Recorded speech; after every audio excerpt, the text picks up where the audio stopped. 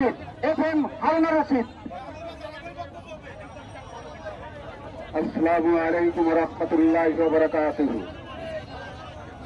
সম্মানিত উপস্থিতি, আমি FM হারুনুর রশিদ, প্রধান শিক্ষক বরাডাক বিভাগীয় মাধ্যমিক বিদ্যালয়, সভাপতি খুলনা মহানগর শিক্ষা পরিবার, সভাপতি খুলনা মহানগর খেলাফত মজলিস খুলনা ৩ আসনের জাতীয় সংসদ সদস্য প্রার্থী হিসাবে নমিনেশন প্রাপ্ত।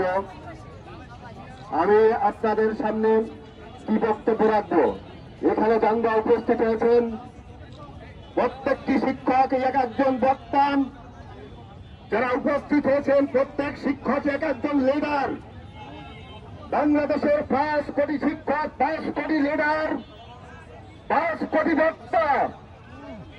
এরা আপনাদেরকে যারা দেশ পরিচালনা করছেন, যারা রাষ্ট্রযন্ত্র বিভিন্ন অবস্থানে যারা রয়েছেন, আপনাদেরকে যারা শিক্ষা দিয়ে ওখানে বসিয়েছেন, আপনাদের প্রতি আমাদের স্নেহের দৃষ্টি রয়েছে বলেই আপনারা ওখানে বসে আছেন। শিক্ষকরা যদি ওইদিকে হাত বাড়ায়, তাদের কিরামতি যদি ওইদিকে চালিয়ে দেয়, বাংলাদেশের কোন গভর্নমেন্ট স্থায়ীভাবে দেশ চালাতে পারবে না। আজকে শিক্ষকদের যেই দাবি, এটা শিক্ষকদের দাবি নয়, এদেশের আপনাদের জনগণের দাবি, এদেশের 18 কোটি মানুষের দাবি। প্রতিটি ছেলেমেয়েদের বৈষম্যহীনভাবে শিক্ষা পাবার অধিকার রয়েছে।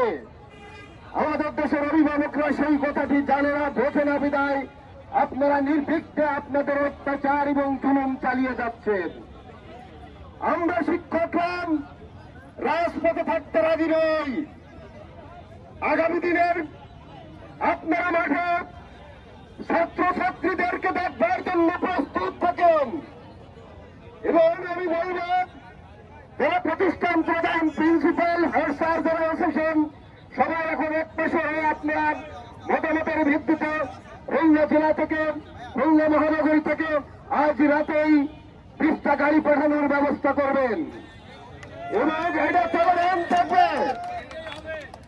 এবং এই দাবি যদি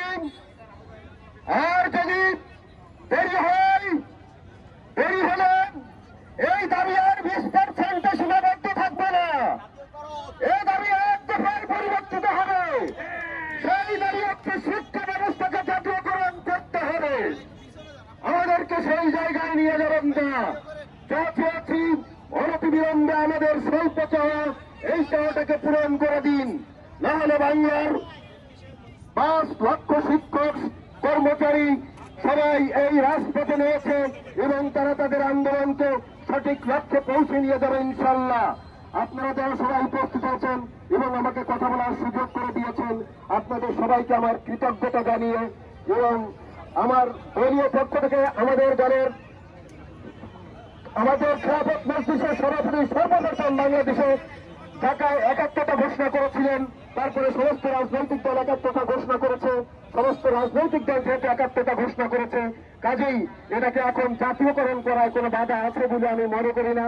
তত্ত্বাবধায়ক এখন যারা আছেন তারা এটাকে নির্বিঘ্নে জাতীয়করণ করতে পারেন, যেহেতু সমস্ত রাজনৈতিক দল আমাদেরকে সমর্থন দিয়েছেন। কাজেই জাতীয়করণ করে বাংলাদেশের এই শিক্ষা ব্যবস্থার সমস্ত সমস্যার সমাধান করবেন, এই আশাবাদ ব্যক্ত করে শেষ করছি। আসসালামু আলাইকুম ওয়া রাহমাতুল্লাহি ওয়া বারাকাতুহু। ধন্যবাদ আমাদের প্রিয় নেতা।